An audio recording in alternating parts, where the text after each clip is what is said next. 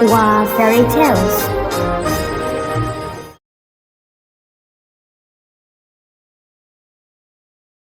एक बार की बात है, एक राज्य में 12 राजकुमारियां थी जो सुंदर होने के लिए प्रसिद्ध थी। हर राजकुमारी की अपनी खूबसूरती थी, कोई भी एक जैसा नहीं था। राजा राजकुमारियों को पढ़ाने में बहुत सख्त थे। उन्होंने अपने बच्चों को कढ़ाई और सिलाई सीखने के लिए मजबूर किया, वे विषय जिन्हें लड़कियों के लिए उपयुक्त माना जाता है। राजकुमारियों, आज के लिए इतना काफी है। अपने कमरे में जाओ, सिलाई सीखना जारी रखो। तुम लड़कियों को ऐसी चीजें जानना जरूरी है। भोजन के अलावा लगभग हर समय राजकुमारियों को अपने कमरे में ही रहना पड़ता था। उन्हें कहीं जाने की इजाजत नहीं थी। मेरी बेटियां भी शादी की उम्र की होने लगी है। वे सभी खूबसूरत हैं। समय आने पर कई रईस और राजकुमार उनका हाथ मांगने के लिए आएंगे। राजा को विशेष करके नृत्य से नफरत थी, इसलिए उसने अपने बच्चों को कभी भी नृत्य सीखने की अनुमति नहीं दी। लेकिन इस सती ने सभी राजकुमारियों को घुटन का एहसास कराया। वे हमेशा सीमा से बाहर निकलने और नृत्य या पेंटिंग जैसे अपने शौक के बारे में अधिक जानने के तरीकों की तलाश करती रही। ये क्या है? क्या मैंने आपको नाचने पर रोक नहीं लगाई थी? पिताजी, ये जूते सिर्फ गलती से फटे थे। हमने उन्हें सिलाई का अभ्यास करने के लिए इस्तेमाल किया था। हर रात जब राजकुमारियां सोने जाती थी तो राजा ही दरवाजा बंद करके कुंडी लगाते थे। लेकिन अगली सुबह राजा ने हमेशा देखा कि उनके जूते फटे हुए होते थे और उन्हें समझ नहीं आता था कि क्या हुआ था। उठो, इन जूतों का क्या हुआ? आप मुझे बताओ, क्या आप फिर से मुझसे छिपकर नाचने के लिए गई थी? पिताजी, आप ही हैं जो हर रात दरवाजा बंद करते हैं। हम कैसे बाहर निकल सकती हैं? वे हमारे लंबे समय तक उपयोग करने के कारण फट गए हैं और हम उन्हें ठीक नहीं करवा पाए। राजा को मदद की तलाश में हर जगह इस बात को फैलानी पड़ी। ओह अद्भुत! देखो, अगर मुझे पता चल जाए कि रात में राजकुमारियाँ कहाँ नाचती हैं, तो मेरे पास कुछ भी हो सकता है। मैं एक राजकुमारी का पति भी बन सकता हूँ। मुद्दा ये है कि क्या तुम इसे 3 दिनों में कर सकते हो? अगर ऐसा नहीं हुआ तो तुम्हें एक सजा भुगतनी होगी। वहाँ पर कई रईस थे, साथ ही पड़ोसी राज्य के राजकुमार भी आए हुए थे पता लगाने के लिए। लेकिन उनमें से कोई भी सफल नहीं हुआ, तो सभी को अपनी सजा भुगतनी पड़ी। नोलन नाम का एक व्यक्ति था जो अपने दयालु स्वभाव के लिए जाना जाता था। अपनी खराब स्थिति के बावजूद उसने हमेशा लोगों की मदद की जब भी वो कर सकता था। राज्य से खबर सुनने के बाद वो भी शामिल होना चाहता था। अरे वाह, एक चुनौती! मैं इसे अपने लिए लेना चाहता हूँ। चलो।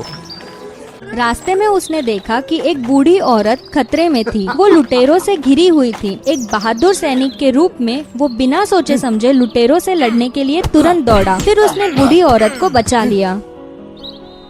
मैडम, क्या आप ठीक है? आप भूखी होंगी। मेरे पास एक ब्रेड है, आप इसे रख लें। बहुत बहुत धन्यवाद। मेरे पास तुम्हारे लिए कुछ नहीं है। ओह, ऐसा करने की कोई जरूरत नहीं है। मैं वैसे भी भूखा नहीं हूँ। क्या मैं पूछ सकती हूँ तुम कहाँ जा रहे हो? जी, मैं राजा की चुनौती लेने जा रहा हूँ। पलक झपकते ही वो बूढ़ी औरत एक परी में बदल गई। ये पता चला कि जो कुछ भी हुआ था परी द्वारा किसी भी व्यक्ति की परीक्षा लेने के लिए एक नाटक था, और नोलन अकेला था जिसने बूढ़ी औरत की मदद करने की हिम्मत की और उसे लुटेरों से बचा लिया। युवक, मैं आपको ये बता दूं कि केवल आप ही हैं जिन्होंने मेरी चुनौती को पार किया है। आपकी उदारता और दया के लिए धन्यवाद। मैं आपको एक चीज दूंगी। ये अदृश्य करने वाला चोगा आपका इनाम है। बेशक जिस तरह आप इसका इस्तेमाल करेंगे वह आपके भविष्य को परिभाषित करेगा। इसे ध्यान से इस्तेमाल करें। मेरे शब्द याद रखें, यदि आप राजा की चुनौती को पार करना चाहते हैं तो आपको राजकुमारी द्वारा दी गई किसी भी चीज से दूर रहना होगा। अदृश्य चोगे के साथ नोलन ने उस जगह को खोजने के बारे में और अधिक आत्मविश्वास प्राप्त किया जहां राजकुमारियां अक्सर बाहर जाती थीं। जब वो राजा के पास पहुंचा तो उसे राजकुमारियों के कमरे के बगल वाले कमरे में रहने का इंतजाम किया गया। वो राजकुमारियां वास्तव में बहुत अभिमानी थी। सबसे छोटी राजकुमारी को छोड़कर किसी ने नोलन से बात नहीं की। हेलो राजकुमारी। नोलन को पता चला कि सबसे छोटी राजकुमारी कितनी मिलनसार थी। उसके दिल में धीरे धीरे उसके लिए भावनाएं आने लगी। सबसे छोटी राजकुमारी कितनी प्यारी और मेहमान नवाज थी। वह अभिमानी नहीं है जैसे मैंने सोचा था। दिन के समय सबसे छोटी राजकुमारी अक्सर बात करने के लिए नोलन के पास आ जाती थी। सबसे छोटी राजकुमारी बहुत सुरक्षित थी। वो बाहर की दुनिया के बारे में बहुत कुछ नहीं जानती। नोलन की कहानियों ने उसे वास्तव में आकर्षित कर दिया, क्योंकि नोलन के दिल में छोटी राजकुमारी के लिए भावनाएं थी और उसने कोई सावधानी नहीं बरती। नोलन को पहले 2 दिनों तक कुछ भी पता नहीं चला, क्योंकि हर रात सोने से पहले सबसे छोटी राजकुमारी हमेशा नोलन के लिए पीने के लिए एक शरबत ले आती थी। असल में वो एक नशीला पदार्थ पिलाती थी। थोड़े समय तक नोलन के साथ रहने के बाद सबसे छोटी राजकुमारी को धीरे धीरे नोलन के अच्छे स्वभाव का एहसास हुआ। ये नोलन इतना बुरा नहीं है, उसका कोई बुरा इरादा नहीं है, ना पैसे के लिए और ना ही किसी लाभ के लिए। तीसरी सुबह राजा नोलन के पास आया। नोलन, क्या आपको कुछ पता चला? याद रखें, आज आखिरी दिन है। यदि आपके पास कोई खबर नहीं हुई तो आपको मार दिया जाएगा। मेरा समय बर्बाद करने की कोशिश ना करें। मेरे शब्द याद रखें, यदि आप राजा की चुनौती को पार करना चाहते हैं तो आपको राजकुमारी द्वारा दी गई किसी भी चीज से दूर रहना होगा। उस रात भी सबसे छोटी राजकुमारी फिर से नोलन के यहाँ पहुँची और एक शरबत लेकर आई। ओ नोलन, ये आखिरी रात है, मैं आपके लिए मेरी आशा के रूप में ये शरबत लाई हूँ। नोलन ने शरबत को पकड़ा और पी लिया। ऐसा लग रहा था कि वो नशे में है। वो अपनी आंखें और नहीं खोल पा रहा था। राजकुमारी ने देखा कि नोलन सो रहा है और वो धीरे से अपने कमरे में चली गई।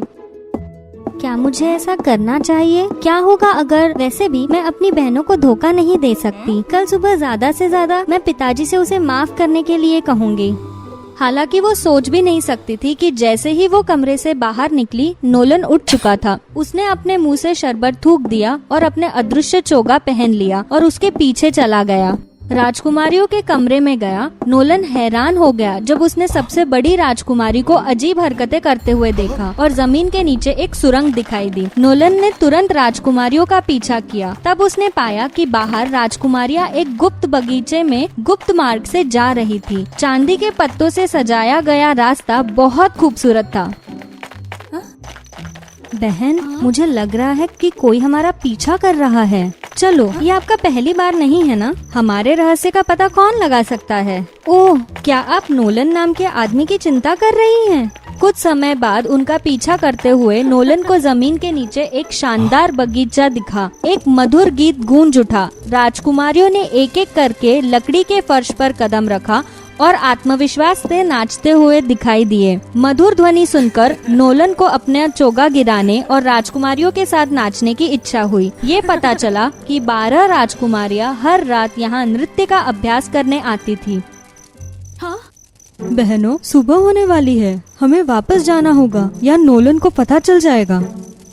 महल में वापसी के दौरान नोलन ने बहनों से एक कदम आगे रहने की कोशिश की। वो वापस अपने कमरे में चला गया, अपना चोगा उतार दिया और पिछली रात की तरह खर्राटे लेते हुए बिस्तर पर सो गया। देखो, आपने सुना उसके खर्राटे? क्या आपको अब और चिंता करने की जरूरत है? अगली सुबह राजा ने 12 राजकुमारियों और नोलन को महल में बुलाया। क्या हुआ नोलन? क्या तुमने उस जगह का पता लगा लिया जहाँ कल रात मेरी बेटियों ने कदम रखा था? राजकुमारियां हंस पड़ी। उन्हें विश्वास था कि नोलन दूसरे की तरह असफल होगा, लेकिन चीजें वैसी नहीं हुई जैसा उन्होंने सोचा था। महाराज, मेरे पास आपका जवाब है, कृपया मेरे पीछे आएं। नोलन ने सुरंग को उसी तरह खोला जिस तरह बड़ी राजकुमारी ने खोला था। वो राजा को चांदी के पत्तों वाले पेड़ों से सजे रास्ते से ले गया जहाँ से वो कल रात गया था। हमारी राजकुमारियों को इसे हमेशा के लिए नहीं छिपाना चाहिए। अपने जुनून और सपनों को पूरा करने में क्या गलत है? इस समय तक 12 राजकुमारियों को ये स्वीकार करना पड़ा।